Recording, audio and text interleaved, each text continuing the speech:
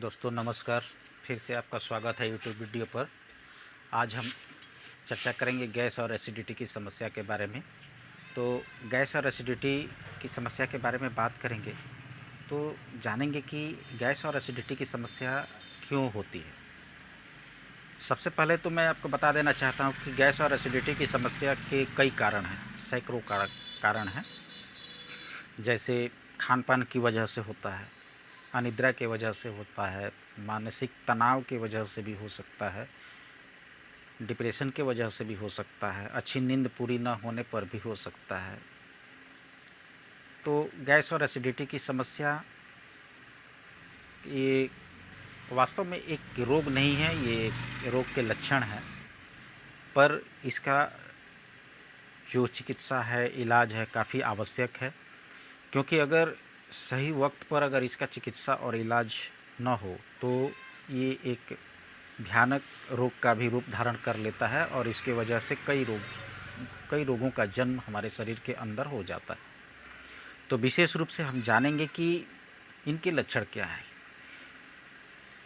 जब इस तरह की समस्या हमारे शरीर में होती है तो रोगी को भूख नहीं लगती, रोगी को खट्टी ढकारें आती हैं तथा छाती में जलन रहती है और कभी कभी रोगी का सिर भारी हो जाता है, भारी महसूस होता है।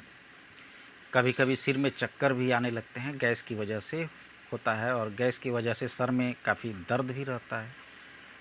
भोजन के बाद प्रायः रोगी का पेट फूल जाता है, डाइजेस्ट नहीं होता तो पेट फूल जाता है। किसी भी कार्य में मन नहीं लगता है, थोड़ा परिश्रम से शरीर थक जाता है। तो इस स्थिति में सबसे पहले जो हमारे प्राथमिक उपचार हैं वो कैसे करेंगे। तो इस स्थिति में हम जैसे साधारण रूप से जो चिकित्सा है, सबसे पहले तो सुबह उठकर पूरी तरह अपने सुबह उठकर पहले पानी पिएं। इतना ज़रूर पानी पिएं कि उसकी आपूर्ति जब महसूस ना हो तो बंद कर दें। और पानी पीने के बाद, जल पीने के बाद 10 या 15 मिनट, 10 या 5 मिनट तक टहलना शुरू करें। टहलने के बाद शौच क्रिया आदि करके अपने आप को पूरी तरह से निवृत्त हो जाएं। शौच क्रिया आदि करने के बाद अगर कर सकते हैं तो कुछ व्यायाम करें और व्यायाम कर सकते हैं, अच्छे व्यायाम करें। और व्यायाम में ज़रूरी है जैसे कि पवन मुक्तासन कर सकते हैं, वज्रासन में कपालभाति कर सकते हैं। तो ये सब क्या है, गैस की समस्या से हमें काफ़ी लाभ मिलता है। पवन मुक्तासन कर सकते हैं, वज्रासन में कपालभाति कर सकते हैं, पद्मासन कर सकते हैं।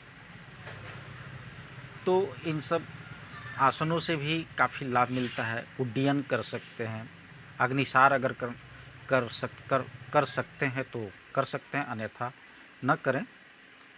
और थोड़ा सा व्यायाम और योग करने के बाद अंत में श्वासन करें।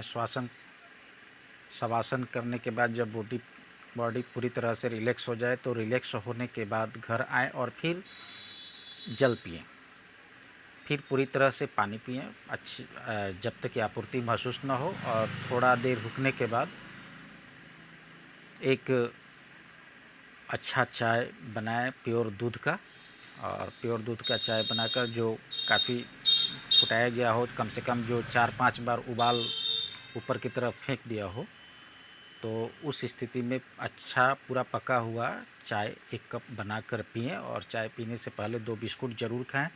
इससे क्या होता है कि सुबह में जो हमारे जल पीने से, पानी पीने से बहुत सारे पेट के टॉक्सिन भी धुल कर बाहर हो जाते हैं। और चाय से भी हमारे बहुत से शरीर के जो कीटाणु होते हैं या टॉक्सिन होता है वो बाहर निकलता है या उसको रोकने में मदद करता है। तो धीरे धीरे ये प्रक्रिया अपनाने के बाद देखेंगे कि कुछ ही दिनों में, 2 या 4 या 5 दिनों में ये गैस की समस्या काफ़ी कम होना शुरू हो जाएगी। उसके बाद योगाभ्यास पूरी तरह करें। योगाभ्यास में पवन मुक्तासन अवश्य करें, वज्रासन में कपालभाति अवश्य करें, ये काफ़ी आवश्यक है।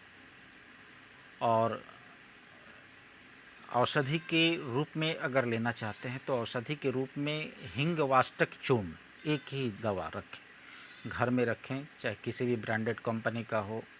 एक हिंगवाष्टक चूर्ण रखें और रात को खाना खाने के बाद सोने से पहले 1.5 ग्राम से लेकर 3 ग्राम तक उसका सेवन करें।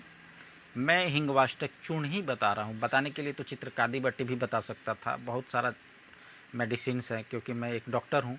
तो आपको एक ही दवा इसलिए बता रहा हूँ कि हिंगवाष्टक चूर्ण एक ऐसा चूर्ण है जो कि आपके खाना को डाइजेस्ट भी करता है, गैस फॉर्म होने को भी रोकता है और एसिडिटी की समस्या को भी समाप्त करता है। और एक औषधि से कई रोग ठीक होते हैं। तो आप हिंगवाष्टक चूर्ण का सेवन करें और प्रत्येक दिन न करें। जिस दिन आपको महसूस हो कि आज मुझे मन में मतलब गैस बन रहा है या एसिडिटी की समस्या महसूस हो रही है, उस दिन रात में कम से कम 1.5 ग्राम से 3 ग्राम तक आप हिंगवाष्टक चूर्ण का सेवन कर सकते हैं और धीरे धीरे देखेंगे कि आप इस गैस और एसिडिटी की समस्या से काफ़ी हद तक निजात पा जाएंगे।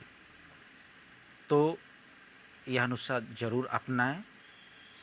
मैं आपको अधिक सलाह नहीं दूंगा और ऐसा ट्रीटमेंट भी नहीं बताना चाहता हूं कि जो ज़्यादा कठिन हो और आपसे न हो पाए।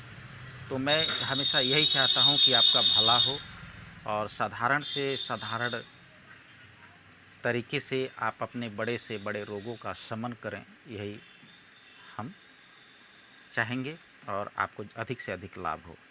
तो दोस्तों, यह प्रक्रिया ज़रूर अपनाएं और इस समस्या से निजात पाएं और ज़्यादा से ज़्यादा लाभान्वित हो। आज के लिए बस इतना ही। नमस्कार।